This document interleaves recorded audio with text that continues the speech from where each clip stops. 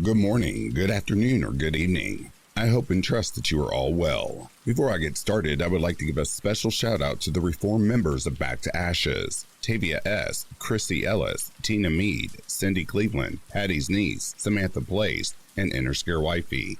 The rest of the Back to Ashes family will be listed right here on your screen. If you would like to become a member of Back to Ashes, and you would like to support a content creator such as myself, you can buy me a coffee. All of that information can be found in the description box below. Now, with all of that being said, it is time to go back to ashes. For when we arise from the ashes, we are a bigger, brighter, stronger, and happier person in the morning. Sit back, relax, kick back, grab a snack, or tuck in to get warm, and prepare for this dose of vocal melatonin entitled True Creepy Encounters. Right after this intro, an ad will play. I'll read the first story, an ad will play, and after that, there will be no more ads within this video.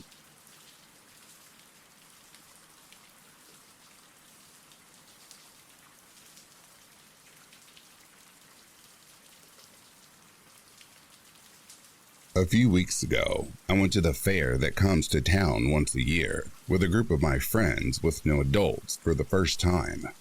There were 5 of us, all girls. 2 of the girls went to play a game and myself, and the other 2 girls went to go into the fun house. So we were waiting in line to go into the fun house. We were at the very front, and I felt a tap on my shoulder, so I looked at where I felt the tap and literally nobody was there.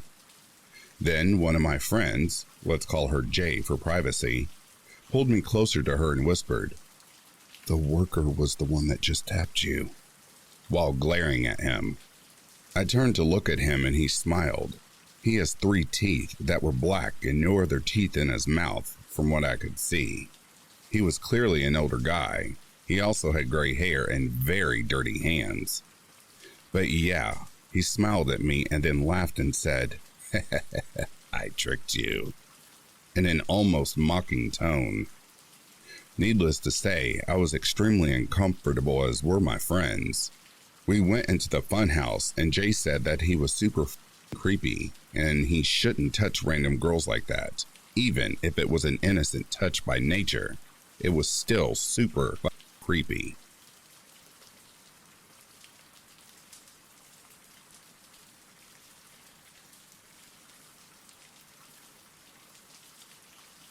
This happened to me when I was very young, like 10 or 11, but I still remember it like it was yesterday. My parents didn't have a car, so they would usually take a bus.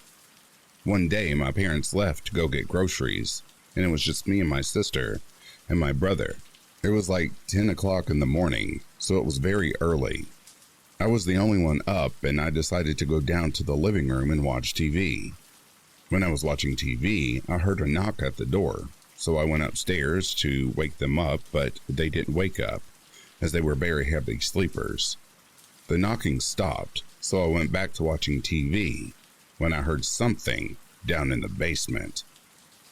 Now, something I should tell you, my brother has broken the basement steps, messing around one day, so when I went to check, all I could do was stand at the top of the steps and look from there. But what I saw terrified me. I saw a man with a mask on and dirty clothes. He opened the basement door and I ran upstairs.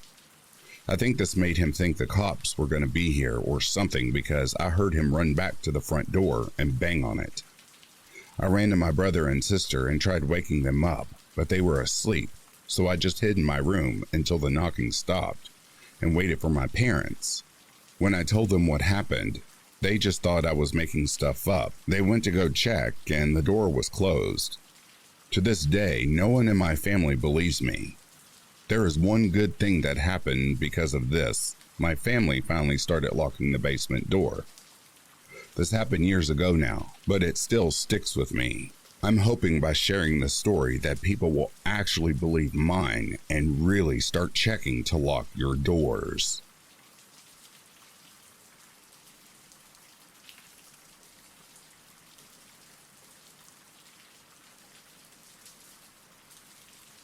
A few years ago, I was the only one home in a snowstorm and minding my business. I decided to call a friend and we talked for a while and got into some political chatter and what many people would call conspiracy theories. The discussion was getting deep into the subject. I don't even remember what we were talking about, to be honest. When suddenly, the call drops and immediately there's knocking at the door. I remember my stomach dropping and I felt a bit frozen but calmed myself down and went to the door. There was a woman there with a clipboard and papers.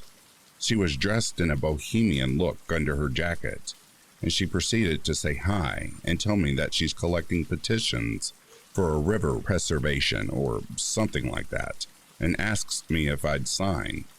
Mind you, the speech was long and it's literally blizzarding outside. I wrote down fake information, and as I do, I get this weird feeling that she was trying to get inside. She was really close to the door, and I made sure to keep it close to me to ensure she couldn't see inside. It was a small house I was living in at the time. The vibes were really weird. The call dropping after talking about the government, she shows up right away in the middle of a storm asking for info. It really left me uneasy. Or it could have been a coincidence, though.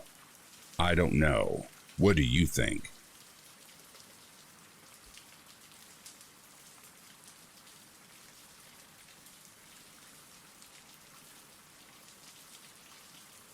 I first noticed him when I was out for a walk. He looked like an average guy, except something sent my alarm bells blaring. As soon as I noticed him, I felt I couldn't stand or talk properly. He was walking weird and kept crossing the street when I was, with intensity and making eye contact with me. He looked familiar to me for some reason. I saw him again at a bus stop near where I live. He was standing there just looking at me. Then, he looked like he wanted to say something and I quickly went home. He didn't catch the bus either. Also, he stared at me walking home. Then, I saw a guy that was giving me a bad gut feeling when I normally would feel safe. He, too, looked familiar. He approached me and what happened was really scary. He kept saying he knew me and was hurt that I didn't recognize him. He wanted a place to stay. He had weed for me. He thought I was really beautiful. He said he'd contact me again. I forgot what he looks like. So I'm scared that I won't recognize him if he approached me again. Everyone is telling me it wasn't that bad, but none of them met him. Also around the same time, a guy returned my dog at 10 at night, and the interaction rubbed me the wrong way. Since that day, I keep getting friend requests from fake accounts. A guy approached my sister, and her friend claiming to be a neighbor, and they felt something was off, but they couldn't place it. Also, this guy has a photo of me on his phone that he took. I didn't realize what was happening. I don't think my life is in any danger currently, but that's just really creepy, in my opinion. Also, someone broke into our car and took weird, useless things and went through personal stuff. I just have a feeling it's not a coincidence sometimes.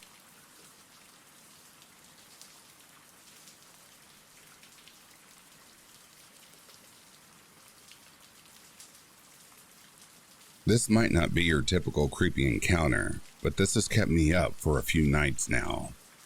For some background, I'm a male in my late 20s, living in northern Canada. Last weekend, I got a call from a friend telling me that, while on his skidoo ride, he went by my cabin, as it was on his route, and it looked like someone broke into it and smashed out all the windows. Devastated, I went out to my shed to load up my skidoo and sled with boards and tarps to repair the windows, hopeful to keep some of the snow out of my cabin until I can properly replace the windows in the spring.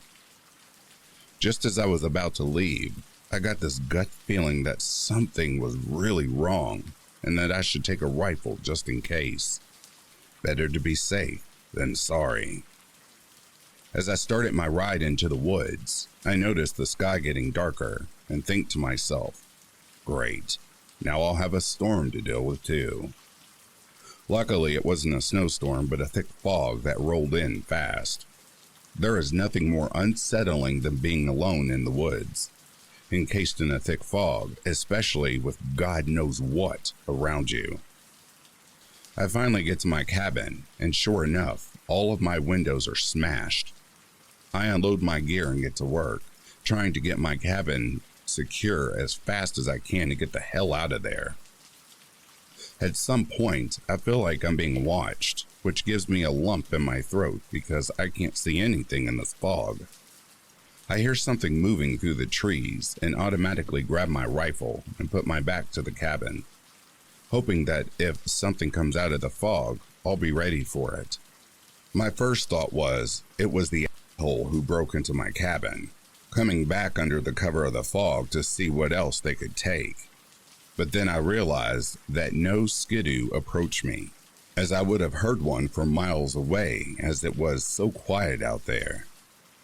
After waiting a while with no more noises coming from the woods, I got back to work, get my windows fixed, and return back to my skidoo to get the hell out of there.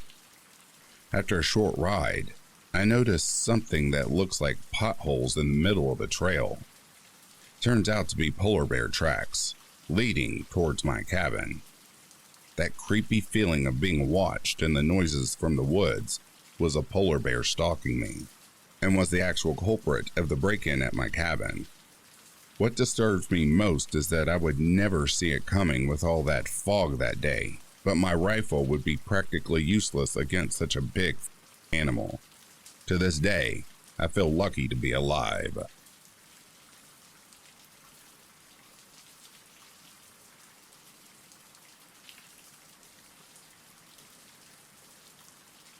So, my sister called my family the other day and told my parents about a strange man that she and her friend had came across. They have been there for about a week and were out walking in the redwoods when a man appeared out of practically nowhere and startled them. My sister claimed that he looked completely normal and was even kind of handsome, in her opinion, but he gave off a creepy vibe pretty quickly. He apparently began asking them weird questions like who they were and what they were doing out in his woods. After they explained that they were just out exploring, he quickly got annoyed and said they were liars. My sister and her friend began to walk away quickly, as they assumed he was probably on drugs, but he walked after them and said more weird stuff. She says he even asked them to kiss each other because he knew they were lesbian lovers. They are not lesbians, by the way. My sister's friend apparently turned around and screamed at him to leave them alone. My sister said this is where he got scary as hell.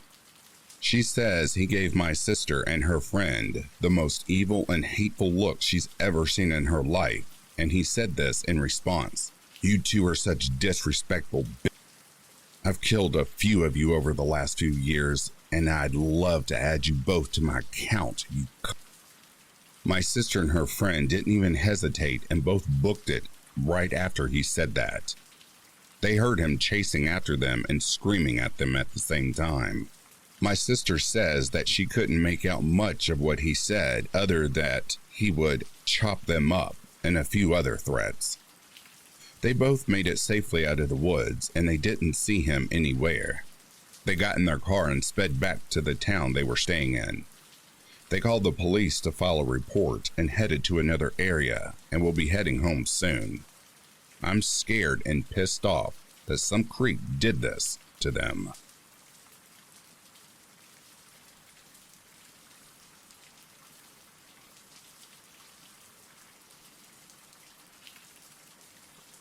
I don't know if this is considered a creepy encounter, but it was definitely really creepy to me. One evening after work, my boyfriend, a 34-year-old, and I, 26, were trying to decide what we wanted to eat and if we wanted to cook something or order it. We decided to have some food delivered to us, so I clicked on my DoorDash app and placed an order. We waited a little while and it said the Dasher was on their way. My boyfriend had gone to the kitchen table and was moving stuff. I began hearing shuffling outside the door. Our dog hears it as well and begins barking. My boyfriend quiets him down and tells him he doesn't hear anything. I'm just looking because this time he wasn't just hearing things. I had heard it too. The shuffling was odd, like someone was rubbing up against our door. It had got really quiet. Then I started hearing the shuffling again with mumbling, and at that point, I was just staring at the door and looking like, what in the f-? The dog starts up again. Before my boyfriend or I could say anything, here comes 3 hard knocks that made me jump and made my dog stop barking. Since my boyfriend was already up, he went to the door and opened it. There were 2 guys standing there. Where I was sitting and how my boyfriend was standing in the doorway, I could mostly see them, but they couldn't see me. They looked surprised to see that my boyfriend answered the door instead of me. They awkwardly gave him the food and said for him to have a great day. My boyfriend turned around and was like, they looked real surprised to see me. I can only imagine if you had answered the door alone. For whatever reason, that made my stomach sink, thinking about what if I were to answer the door and my boyfriend wasn't home yet. I don't know if I was just paranoid, but thinking back to when this happened makes me very uneasy.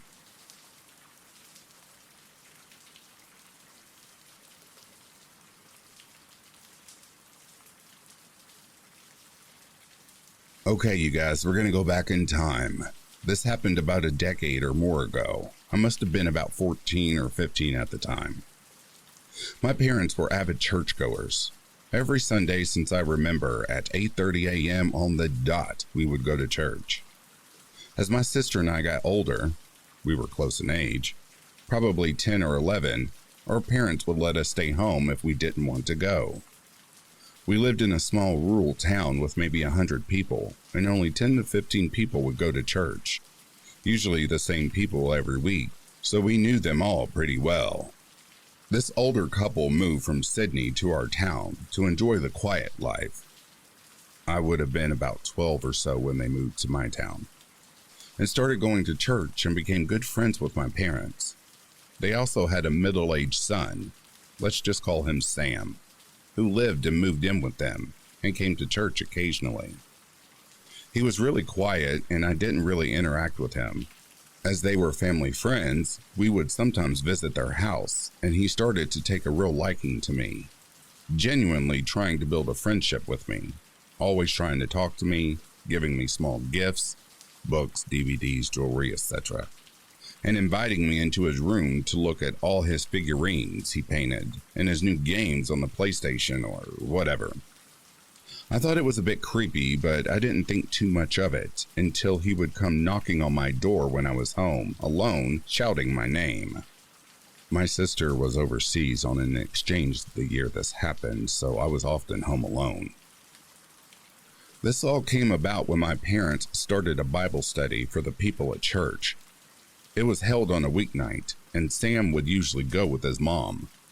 After the first few times, him and his mom would come over for a cup of tea, and that soon progressed to Sam leaving Bible study early to come hang out with me.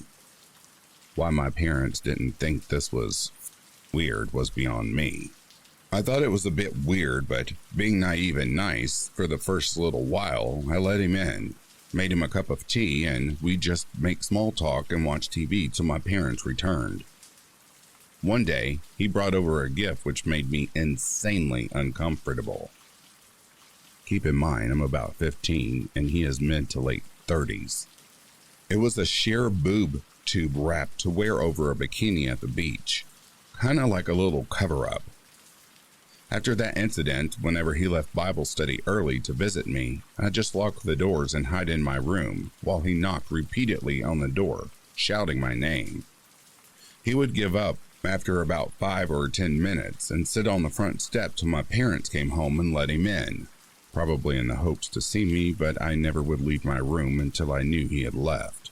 It all came to a head when one night he confessed his love for me to my parents. I can't recall the conversation exactly or how it started. My bedroom was right off the living room, so I could hear pretty clearly. Maybe my parents were picking up on how creepy his behavior was and wanted to confront him. Or maybe he just confessed, but I distinctly remember him telling my parents he loved me and wanted to be with me, and how I made him really happy and was the most beautiful girl he'd ever seen.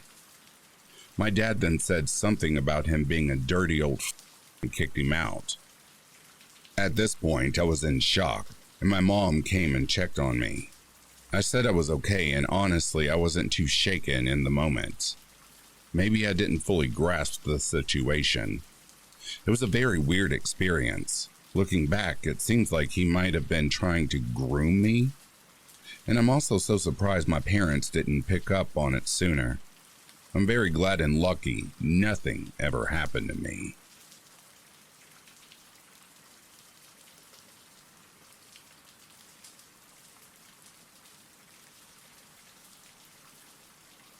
Okay, so I've never told this to anyone before, so please forgive me if it sounds a little weird.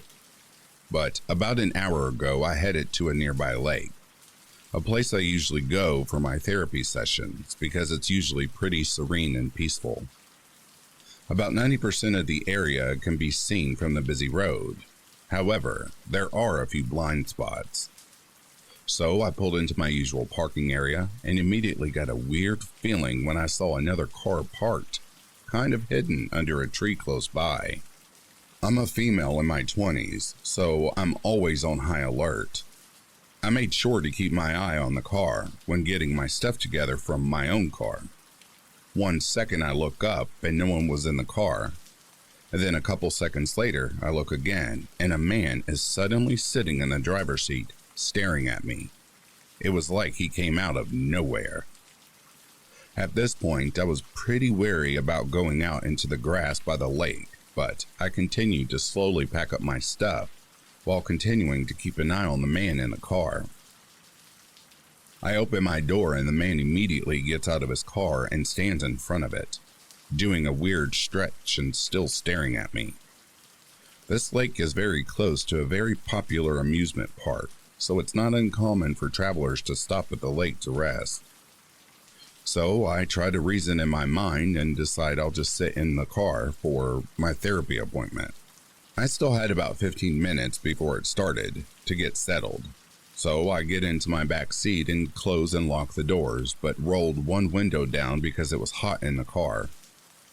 I open up my laptop and I look over at the man again. And now he's opening up an almost empty bottle of windshield wiper fluid and starts to pour it into his car as he looks up at me. His whole vibe was sketchy and creepy, and I was debating on leaving. The man then pulls out his phone, does something on it, then continues to fill his windshield wiper fluid. All of a sudden, a white van with no windows rolls up and parks right behind me. No one gets out. I immediately climb over the console into the driver's seat and started to pull away.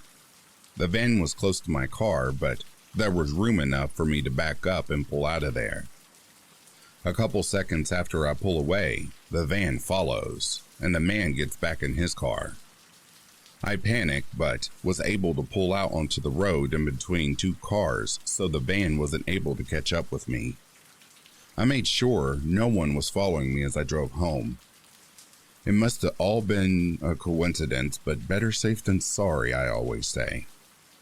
I also called the non-emergency line just in case, and they said they would send an officer out there to patrol the area for a bit. Thank you so much for listening to my story. This one was a scary experience, especially as someone who has been before.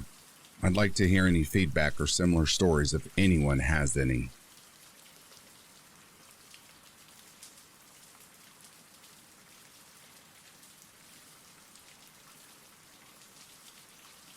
So, I'm a 22-year-old female. For context, that's important to my story. I had a pretty larger than average chest area. Okay, on to the story. I take the bus home every day from college. It's a route that's mostly comprised of college students, either going to class or back home. One evening, I stayed later, so I was on the bus when it was starting to get dark. The main rush times for students to be leaving were long past, so I was in a predominantly empty bus. One person who was on the bus already as I boarded was a woman. She was probably about 50 or so, and looked at me with a smile as I got on. I'm a little shy, so I half smiled back and went to sit further at the back of the bus. The lady got up and placed herself in the seat right in front of mine and immediately said, "I just had to say I love your outfit." I was surprised, but she seemed harmless enough, so I just smiled and thanked her. "I guess it takes a certain body type for that kind of dress," she pressed on, basically gesturing to my chest. "Mind if I ask what size?" she said, and from there on was just making really odd comments about my body, asking what it was like, how I must get so much attention from older men, and if I liked it. She was using her phone a lot as we spoke. She was really starting to make me feel uncomfortable, so I decided I'd just get off at the next stop and get a cab. But at the next stop, a guy got on, and he instantly made eye contact with the woman. He looked gnarly, to be honest, older than her and in dirty clothes with a phone in hand. He sat in a seat further from us, but he kept glancing over, looking at me really intently.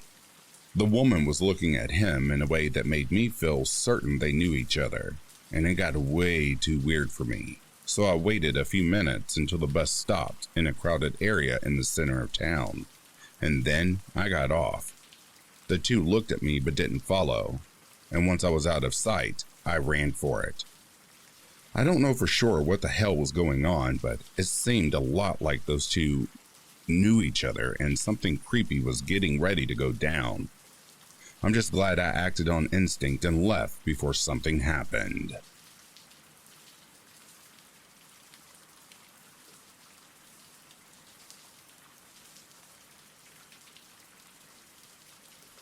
The following incident happened in high school, and it's slightly creepy but more shady.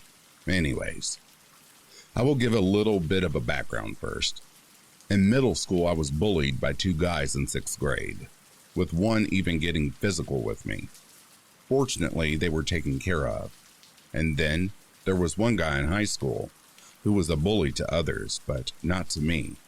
He was rather shady though. Now, cut to my high school days. Sometimes after classes, I would get work done at my local library, which had a computer lab in the downstairs area. The lab had about 6 rows of computers with about 8 computers in each set row. And I would use that time to get work done, or if I finished early, I would surf the web. One day I was rather busy in the computer lab area, and I signed in and took a computer. Later, I saw 3 people enter the library area and sign in to take seats. The 2 bullies from middle school years prior, and the shady guy from high school. At first, I thought nothing of it. Maybe it was just a coincidence. However, as they sat down, they started whispering to each other, with one of the guys even occasionally glancing back at me for a split second, to make sure that I was still there, before whispering again. I continued to work for the next 5 minutes, keeping an eye on the guys, and the whispering and glances increased. I also noticed that they weren't even surfing the web. They were just on the home screen, seemingly waiting for something. I had a very bad feeling, and something told me that I should get up and go home. Turns out, I was right, because as soon as I logged out and started getting up, I heard one of the guys say to another, "Aw, damn it, he's leaving." I walked home without any of them following me, so it had to be something else. I have no idea what they were planning, but whatever it was, I am glad that I decided to get up and leave before things escalated.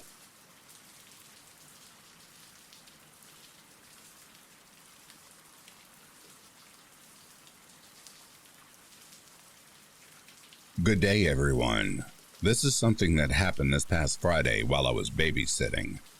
For a little bit of context, I'm a 21-year-old female, a college student, and have been babysitting since I was 14.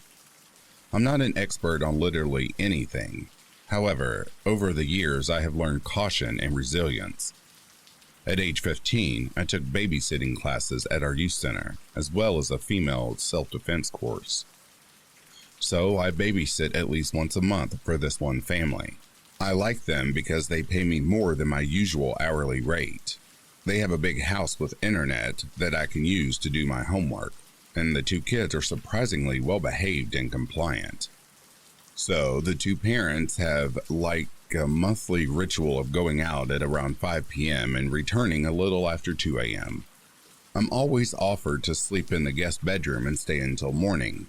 I usually just stay awake and abuse their satellite TV and then leave when they come back.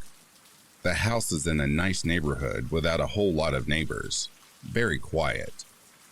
Also, their house is armed with an alarm system that I have the code to and can arm and disarm it through my phone. That'll be relevant in a little while. So, I always take them for pizza at this place that has like an arcade. I do this so that they tire themselves out and go to bed early. Plus, the little girl that I babysit is also on a mission to win a family of stuffed animals from the prize store. So, I'd be the world's worst babysitter if I didn't guide her in that pursuit. If anyone may be wondering for whatever reason, after Friday night, she only needs the daddy stuffed animal before her collection is complete. Go girl. Anywho, I'm rambling. I was sitting at a table and watching them play in a ball pit, while also texting on my phone. This couple came over and sat at the same table as me. It was a long table with parents scattered here and there, so this wasn't alarming. The couple looked normal enough. Both were probably in their mid-20s, possibly a little older. They talked to each other, but then the guy asked me, "Are you the one babysitting Dr. So-and-so's kids?" So the parents of these children were both doctors in the specific region that we live in. This would be common enough information, but I still chose to answer their question with an irrelevant statement. "I wonder what they use to make their pizza here." Yeah, I know. I'm a master of deception. I deserve an Oscar for my performance. However, they seemed to see right through my clever ruse. They started making weird comments. They talked about the kids' parents. They commented on the daughter and how they wondered if she would look as pretty as their mom. Okay, my dudes. I don't know if that was intended to be creepy, but I'm just going to be safe and pretend that it was. Then the woman says to me, and I quote, "Do they really let you dress like that while watching their kids?" She motioned with her eyes towards my t-shirt, which was admittedly a little tight, though aside from a little bit of a bosom crack, not revealing. I have a thin frame and a large chest. It's 90 degrees in my region of the US right now, so it's not like I can wear a hoodie and my tits have a Crips and Bloods type relationship with any kind of shirt that has buttons. I saw that as soon as my cue to go and get the kiddos and bring them to their prizes so that we could bounce. After some very thought-provoking philosophical debating, they both got their prizes and we headed back to the house. So fast forward a few hours. Both kids were bathed and put to sleep. I delivered a heartwarming rendition of Goodnight Moon and read a very spooky chapter of The Werewolf of Beaver Swamp and tucked them into dreamland. It was around 9 p.m. I was caught up on homework and I was just watching TV when I heard some movement on the porch. I didn't think much of it at first, but the doorknob started rattling violently. I initially started moving towards the front door to see who it was, but miraculously, I remembered that it was late at night. I was home alone with 2 kids, and I very much wanted to live. I turned around to grab my purse, which is where I keep my taser. As I'm moving, the back door starts rattling as well, and was accompanied by some banging noises. That's when I remembered that I hadn't enabled the alarm system after returning. Now, if this was a horror movie scenario, of course the alarm wouldn't have worked. and the intruders would have made their way inside. I hate to disappoint if you are expecting something more exciting, but I enabled it again quite easily with no incident. I ran upstairs and grabbed the two kids, put them in their parents' room in the walk-in closet. I still hate that I scared them. When I gathered them up, I gave no context as to what was going on. I didn't want to tell them that someone was trying to break into the house, but in the process, the fear of not knowing seemed to be worse. I instructed them to stay in there and stay quiet, and only to open the door if they hear me talking to them. I then locked the bedroom door, which is the only door on the upstairs floor that locks. I sat there with my taser out and hit the panic button on the phone app. After several minutes went by, I get a notification through the app that the alarm system was disabled. I planned on calling 911, even though the panic button already took care of that, but I found it more beneficial to arm it back. Then it disarmed again, so I armed it again. Then it disarmed once again, so I armed it once again. By this time, I could hear what sounded like 2 sets of footsteps walking up the stairs. Good job, girl. You locked yourself inside with 2 potential assailants. I was holding it together for the sake of the kids, but not too deep inside. I was scared to death.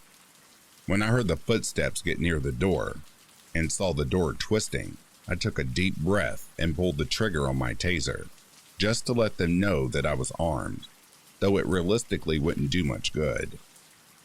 I informed them through the door that the alarm was triggered and police were on their way.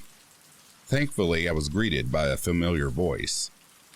"Hey, are you okay in there? It's Dr. So-and-so. You're safe. Can you please open the door so I can check on my kids?" I opened the door and ran into their arms and started sobbing.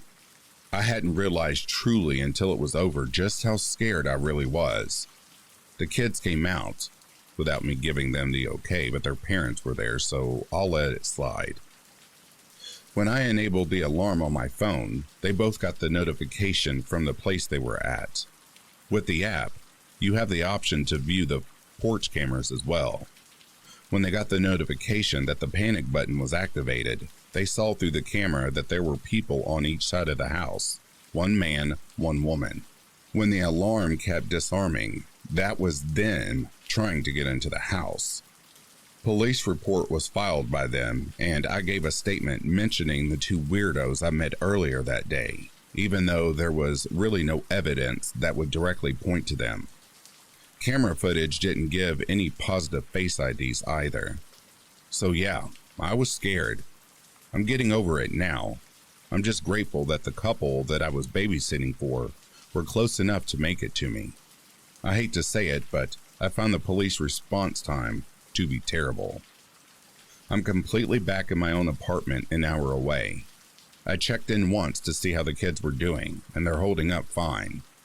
I'm just glad they had proper protection in their home, and that this didn't end up to be any worse.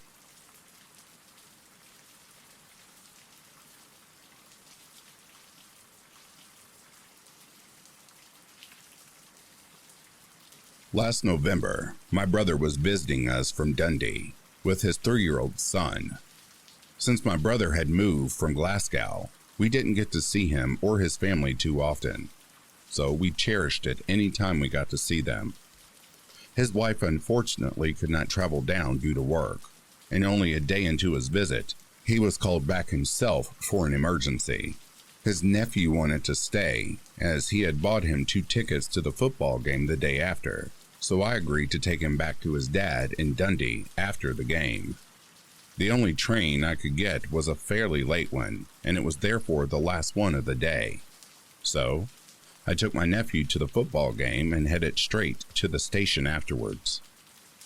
The train was fairly busy, but I had booked us 2 seats. Just as we were about to board the train, the man standing next to me made an odd comment. "Like sardines, aren't they? I hate sardines," he said. I found this fairly odd, and I just laughed it off awkwardly. I've never been good at making conversations with strangers and always feel uneasy when one approaches me. As we made our way to our seats, I noticed an old couple sitting in them. I told them it was our seats, but they were fairly rude and told me that old people shouldn't be made to stand for a journey. I always hate confrontation, especially in public, so I just left. There were no two seats together anywhere on the train, so me and my nephew were forced to stand for about an hour until many people on the train finally got off when it stopped in Perth. Me and my nephew sat down, and I mistakenly fell asleep as I was so tired after a fairly long day and standing for an hour on the train. As my nephew was only 3, he obviously fell asleep as well. I awoke just as the last passengers were getting off at Dundee.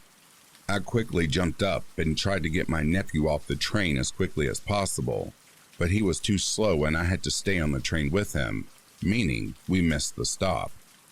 As the train was delayed slightly, it was now going straight to Aberdeen, which was about another hour or so away. I sat down and tried to phone anyone I knew, but I didn't have any signal. I began to panic as I knew that there would be no return trains from Aberdeen at this time of night, likely meaning I would have to stay the night there in a hotel. I tried to compose myself and looked about the train to see if there was anyone who could maybe help me. My carriage had more or less cleared out by this point, and there were only 3 other people left. An older woman sleeping a few rows in front of me, a young man reading a book at the opposite side, and a third man behind me. I told my nephew to go back to sleep and started trying to plan what I would do when we got to Aberdeen. As my phone had no signal, this was absolutely fairly difficult, and thought I should ask the man behind me for any help. I looked in the window's reflection at him and noticed it was the same man who made the sardine comment earlier. He was a middle-aged man, fairly average build and height, and there was nothing to suggest he was in any way dangerous. Except one thing. He was staring right at me. I looked away for a minute, thinking maybe he was just looking about the train as I did only a moment ago. But when I looked again, he was still staring. His stare didn't seem to break until he got up to presumably go to the toilet. I debated switching to another carriage, but before I could gather my stuff and wake my nephew, he returned. Only this time, he sat in a different seat, facing me directly. A few uneasy minutes before he made his first comment. "Someone's sleepy," he said, nodding to my nephew. I laughed awkwardly and put my earphones in to avoid having to talk to him, even though my phone had just died. "Must be some set of earphones if they can listen to music when your phone's dead," he said. My heart dropped. "I'm only kidding you," he said, but I now had no excuse to avoid conversation with him. "So, are you going home or visiting someone?" he asked. I made the mistake of telling him what had happened and that I had missed my stop. "Oh, that's quite the situation. You won't get a train back home at this time." I nodded and said I'll just find a hotel for the night. He then approached my seat and sat across from me. "Hotels will be all booked out, and even if they aren't, they'll charge you a fortune. I've got a place not too far from the station. You can stay there for the night and get the train in the morning. I'll stay out of the way of you and your son. Don't worry."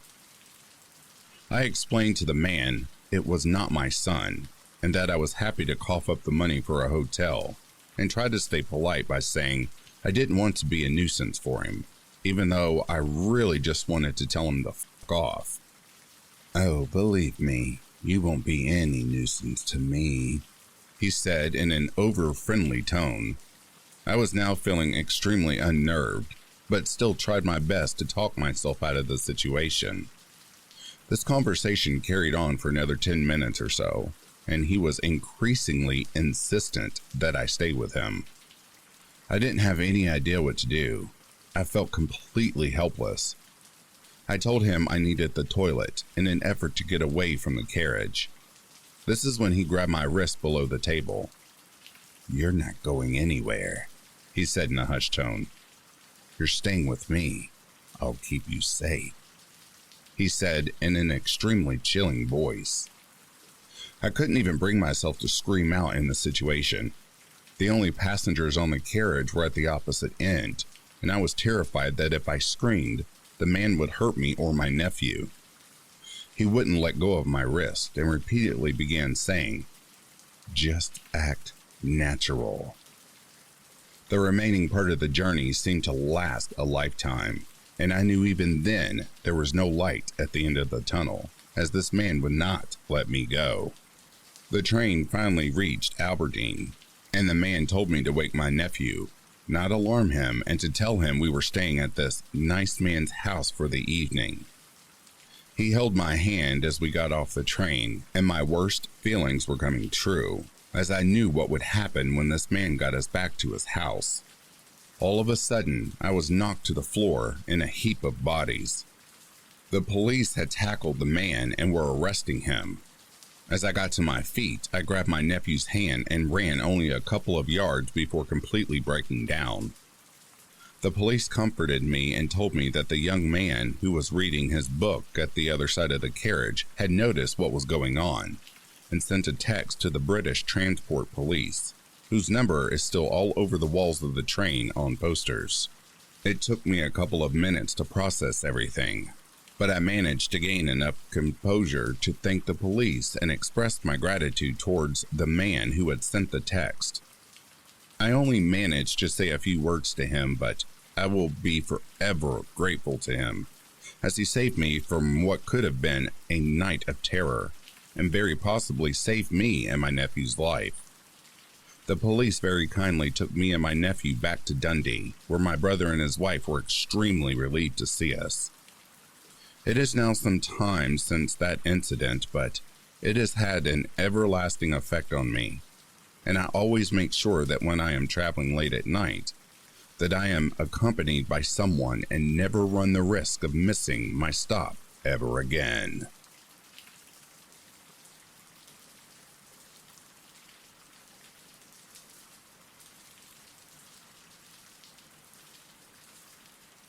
This happened probably 10 years ago, when I was around 16, maybe 17 years old, and was in high school in a different city, around an hour from home. I used to commute every day and took a combination of buses and trains, but the train ride was the main one. For some context, the first encounter with this creep was when I was heading home one day, and the service was pretty full, as it used to be at that time of the day. The coach was open with a combination of a 4-seat, 2 and 2 opposite, or just 2. I was sitting in the 4. Now this bold man with sunglasses was sitting right in front of me. He might have been in his late 30s or somewhere in his 40s. As I mentioned before, the train was pretty full, and if you use public transport frequently, you will know that when it gets busy, it's normal for people to squash and touch in order to get on the service. Now I was sitting opposite this man, and he stretched his legs into under my seat. I was only 16 or 17, and he was a bit larger, and people usually did this, put their legs under someone else's seat to be more comfy or accommodate the person next to them. And nobody thought much about it as long as you were not touching, etc. I could feel the hair on his legs lightly touching mine, so I moved a little. This is when it started. Shortly after I moved my leg away, he moved it so it was touching again, and I moved a few more times, but this continued throughout the journey. I thought it was weird, but made nothing much of it. Perhaps he wanted to stretch more or something. I got off at my station, went home, and that was it. Now to the main part. I was waiting on the platform for the train to be pushed into the platform, as that was the station where the train was starting its journey. I usually went all the way to the back, as there were a lot less people, which means you could grab a seat more easily. This man was there too, waiting on the platform. He came to me and started conversation. I do not recall the exact details, but I think he asked me where I went to school and where I was from, etc. I don't usually like talking to strangers, but he didn't seem to be dangerous, just slightly weird and creepy. I wasn't, and still am not, a person who likes to engage in conflict, so rather than telling him leave me alone or f*** off, I just tried to get rid of him and thought I would test his intentions. I don't remember how exactly the conversation ended, but when the train arrived, I boarded, and instead of staying in that coach, I moved 2 or 4 coaches forward so I wouldn't risk the chance of staying with this weirdo in the same coach, and also to see if he would follow me. I thought he wouldn't follow me. In this case, the train was composed of coupe coaches, so 6 people could fit into one, I think. I entered a coupe with a couple of people in it, asked if the other seats were free, and sat down next to the window. To my horror, the weird man came into the same coupe and sat down right next to me. He basically followed me from the last coach to this one. Now, I was very creeped out as my test showed that he is indeed following me. There were other people in the coupe, but I still felt uneasy. He then proceeded to ask me if I wanted some magazines or newspapers, as he had some with him. Nothing weird, just some daily press. I declined, and in order to avoid any interaction, I put in my earpods and just looked out of the window the whole time, not turning around at any point. The way I remember it, nothing happened during that ride, I think. I think he was brushing his legs against mine, but my memory is not clear on this.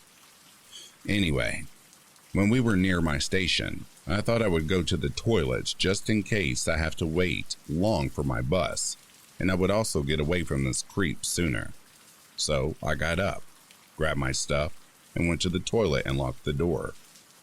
I took a wee-wee and then felt the train was slowing down as we were approaching my station. I kid you not. When I unlocked the door and opened it, he was right there. At this point, my hair stood up and I was terrified. He gave me supposedly his business card and said if I need help, I should call him. The said card had a strange name and a BMW photo of a German Shepherd. I found this extremely creepy. The train finally came to a stop and I got off at my station and ran away to my bus as fast as I could. I told my parents later that day what had happened. A few days later, I was again going home from school, waiting on the platform for the train to arrive. That man was there again. He approached me and tried to start a conversation again. This time I didn't care, and I asked in an angry tone, do we know each other? He did not expect this. He was a bit startled, so I asked the same question in a more demanding tone with an angry look. This totally scared him, and he left, and I never encountered him again. I am not sure what his intentions were, but this was one of the creepiest experiences in my life I have to date.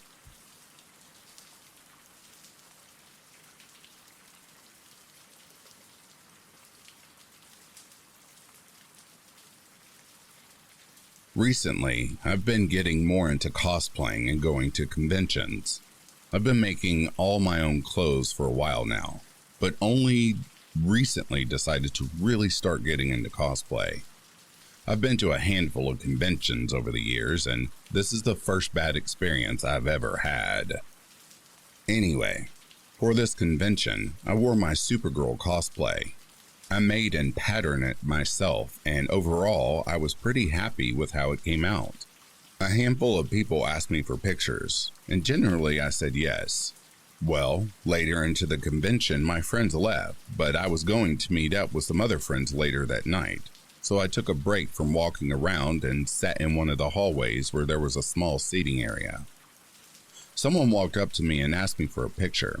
I said sure, and stood up to pose. He then said, entirely unprompted, "Thank you for being one of the few cosplayers that actually has the physique to pull that cosplay off." I said, "Excuse me?" and decided I no longer wanted to take a picture with him. So while he rambled and tried to backpedal, I picked up my bag and just started to walk away. He then proceeded to grab me and physically try and block me from leaving. I shoved him off and shouted, "Do not touch me," and walked away. He was shouting after me. I wasn't paying any attention to what he was saying. I just told him not to touch me again and walked off. I didn't get the chance to report him since then. I just wanted to get away as quickly as possible. But about 15 minutes later, I was on my way to meet the other friends I mentioned previously, and I saw him again. Of course, I immediately made a beeline for the nearest staff member so I could report him. I look over my shoulder and he was doing the ominous Kubrick stare, very much giving "I think I'm an edgy anime protagonist" vibes. I explain what happened to a staff member. He starts walking towards me. When I finish telling the story, he's standing about 5 feet from me and starts saying, "What I meant was that most cosplayers are overweight." And I cut him off and walked away because my friends were waiting for me. Like, dude, I know that was what you meant the first time. That's why I thought you were an asshole. And that his first reaction was to try and defend himself again and not profusely apologize for grabbing me when I was trying to get away from him. Anyway, later that night I followed up with con ops. They told me they talked to him and had put him on watch lists and said, I'm not saying this as an excuse, but he explained that he was autistic and didn't actually mean harm. I said that harm was still done, and he made me feel incredibly unsafe. And the con ops person said she would work on getting him banned from the weekend, but not the convention as a whole. I only went to the convention on Friday since I had work Saturday and Sunday, so I'm not sure if anything happened after that.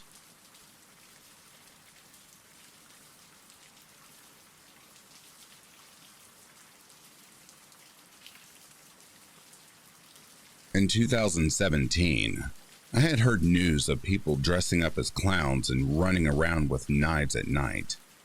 I typically brushed those things off because I got my own problems. I, at the time I was 20, was often up all hours of the night dealing with my screaming newborn. It was January or February, so we still had some snow and I wasn't able to get out of the house often. Taking out the trash, which is located right outside the back door, was usually the most I got of fresh air. One morning, I took out the trash and happened to glance over to the right and noticed footprints directly under the window to my baby's room. I walked over there to inspect, and not only were there footprints, but there was also hand indentations on the window screen. Weird, but baby slept in my room, so not very concerned at the moment, but boyfriend was losing his marbles. Fast forward a couple of days, and I was up at around 3 a.m. and heard not exactly what I would call screaming, but more of a screeching howl. We had lots of stray cats, so I kind of thought that's what it was and ignored it. Once the sun was up, I looked out the window and noticed a few sets of footprints that really didn't make sense because it kind of looked like someone had just been passing in between the houses, but again, I blow it off because we had a drug house across the street and we have had people cross through our yard before to get to that house. Maybe 4 nights later, again at 3 a.m., I'm breastfeeding and hear a dragging noise against the house, and from where I was sitting on the couch, I could see the back door. The back door has a window with blinds on it and doesn't seal well due to wood rot on the frame. I paused the TV and listened just to hear it again, now directly at the back door. Looking over, I can clearly see a looming figure, just standing in the window, holding one of those big kitchen knives, and granted the blinds were shut, so I'm seeing the creepy shadow version of this. He runs the knife across the window panes before softly knocking. Meanwhile, I'm trying to figure out what to do with a newborn latched on because my phone is in the bedroom, and something in me doesn't want whoever this is out of my sight.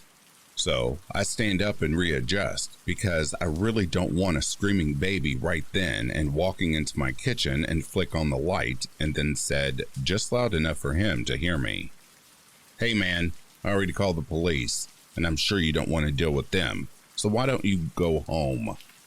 I don't know why I talked to him so calm and normal-like, but I don't think he was expecting anyone to say anything because he froze the moment I began talking.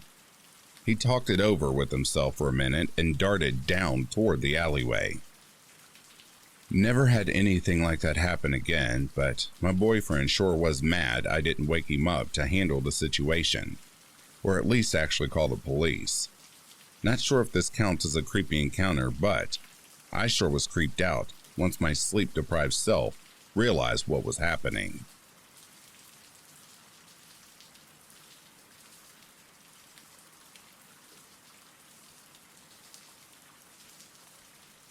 Many years ago, I would hang out with a coworker of mine most Friday nights at a bar and play pool. I'm no good at pool, but sometimes after I have a few drinks in me, I start to play well. My coworker was pretty good, so on the nights that I was hot, we would often clean up and be playing for a while. The usual way pool works in a bar is you come up and put a quarter on the table to claim next game. The winner stays on the table, and the new group pays for that game. The table took 4 quarters to release the balls for the next game. If you keep winning, you stay on the table and don't pay. This particular bar had a main floor and a basement level, and the pool table was in the basement. On this night, it was slow. We played a few games, 1 versus 1, between us since nobody else was around. Eventually, these 2 other guys came down and wanted to play, and we proceeded to beat them in an uneventful game. One of the guys seemed to get agitated that they lost and wanted to play again. We told them to pay for it and we can play again, and this guy started arguing that he shouldn't have to pay and we should just split it. We explained how it usually works and he reluctantly agreed. My coworker and I then proceeded to kick their ass again. This made the guy extremely mad. He started screaming at us, insulting us, just losing it. The 2 of us were both in decent shape at the time, and so we didn't feel threatened, and there was no way we were going to give up the table to these guys and leave. In hindsight, we should have just left. Miraculously, we actually managed to calm this guy down. He seemed susceptible to reason, maybe understood there was a protocol for playing. We cracked some self-deprecating jokes and eventually fell into a decent rapport with these 2 guys.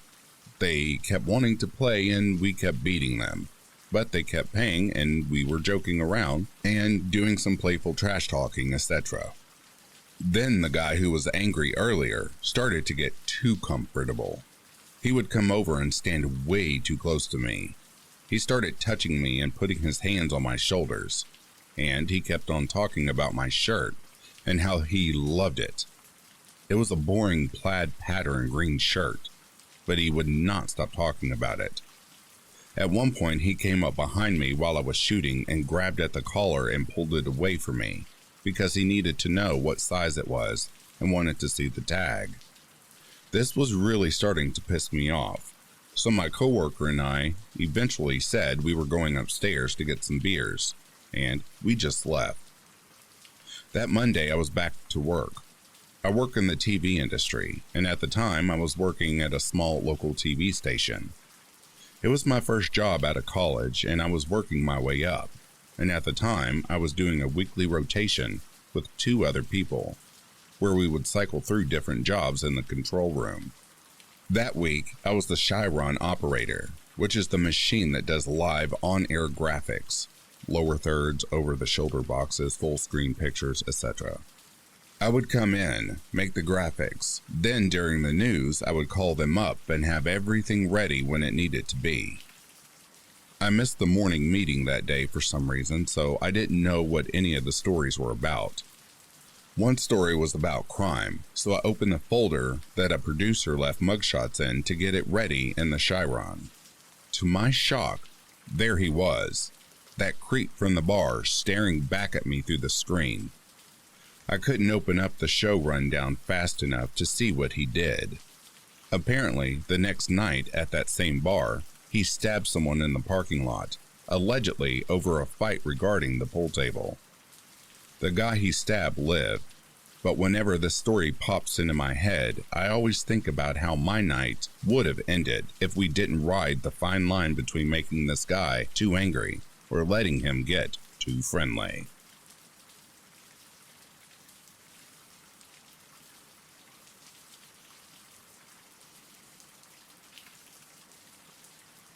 So this all starts when me and my two buddies, I was 19 and they were 20 and 17, went to go fish off this bank on the river in the afternoon. The layout is that you drive over the levee before you drop down into a boat ramp/parking area right next to the river. We brought pizza, beer, weed, music, and of course our rods, hoping we'd just hang out and do some late night fishing. At this point, we're all set up on the bank with our chairs and speaker having a nice evening, and it's probably been 2 hours, and it's 9 p.m. now. All three of us were feeling pretty good with some beers in our system, and then we all of a sudden hear two cars with super loud music pull up, and everyone gets out. The cars must have had 4 to 5 people in each one, because I heard a lot of people talking, but it was all in Spanish, so I couldn't make anything out. We try to ignore it, but then it gets so loud that we couldn't enjoy ourselves, so we started packing our stuff to head back to the car and just chill out while we sober up. While we're gathering our things, we start to hear what sounds like an argument go down. We start to hear lots of glass shattering and people screaming at the top of their lungs. They couldn't see us, but they were basically no more than 20 feet behind our heads. At this point, we're just keeping quiet, and then you start to hear what sounded like someone getting punched repeatedly, and then a loud splash into the river by the boat ramp and someone saying, "Nah, leave him. Leave him," which was the only words spoken in English. At this point, we didn't know what we just heard happen, and we didn't want to stick around and find out. The three of us trekked back up the steep incline to get back to the car, but as soon as we came into their view, they all got back into their two cars and quickly sped back over the levee. Except we spotted one of the cars just sitting on top of the levee, slowly creeping forward. When we turned our car on, the car then went fully over the levee. We realized we were the only car left in the parking lot, and it was now pitch black outside, around 9:30 p.m.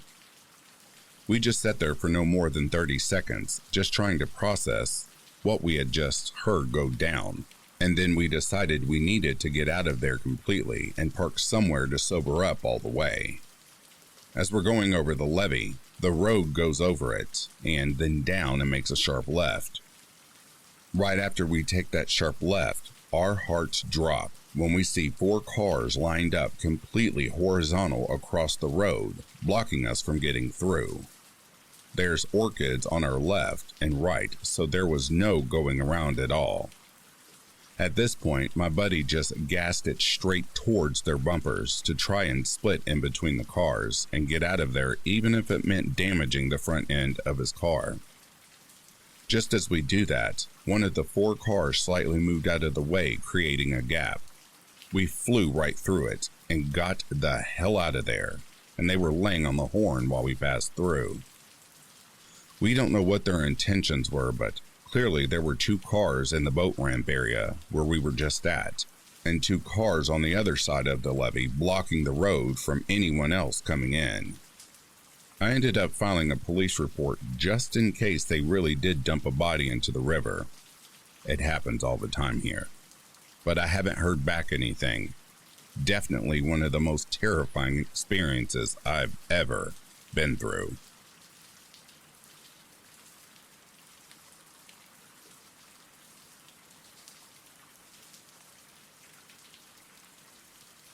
I'm a 23-year-old female and live in a small rural town in the eastern United States.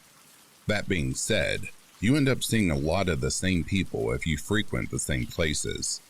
I often go to a particular gas station close to my house for snacks, gas, cigarettes, you name it. A few months ago, I was standing in line to pay, and the man in front of me probably in his 50s or 60s by the looks of him, started talking to me. I'm very aware of my surroundings at all times, and I don't often engage with strangers in public, especially old white men. I kept my answers short. He started by asking pretty innocent questions like what I was buying, but this quickly escalated into what I was doing that night, if I had a boyfriend, and if I lived close, etc. Thankfully, he was next in line, so the questioning stopped when he was called up to the counter and paid and left. I went on with my day, feeling just a little creeped out. Fast forward a few weeks later, I run into him at the gas station again. I have no idea how he remembered me. I look completely different as I was dressed in business casual for work this time, and I was dressed like a slob the first time. He started talking to me again and again, asking about if I had a boyfriend, where I lived, where I worked, etc.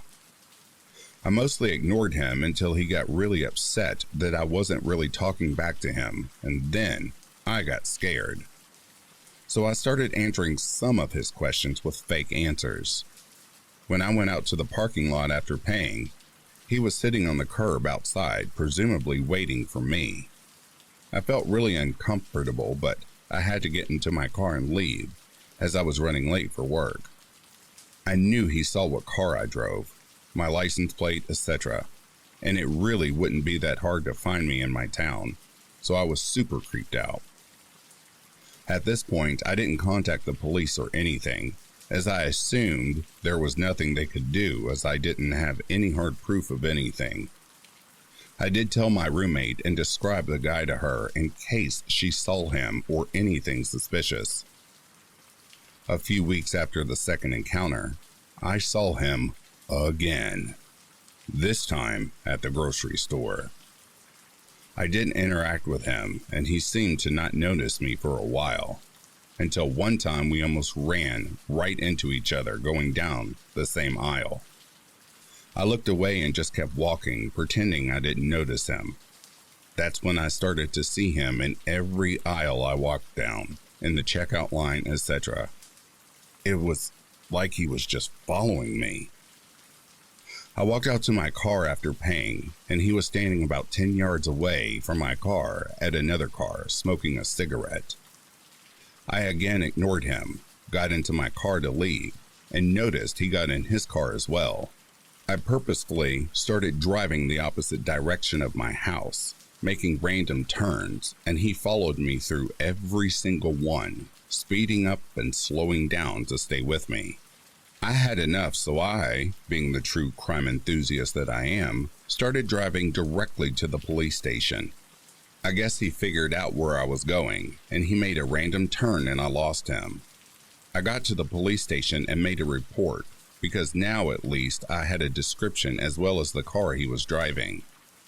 They told me since there wasn't any hard proof, they couldn't do anything, but they would keep my report and to call them or visit again if I had any more information. I haven't seen him in a few weeks now, and I stopped going to the same gas station near my house. I have a feeling that I was definitely getting targeted by this man, but no idea what his intentions were.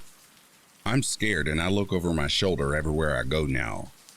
I'm seriously thinking about buying a new car and or moving out of this town.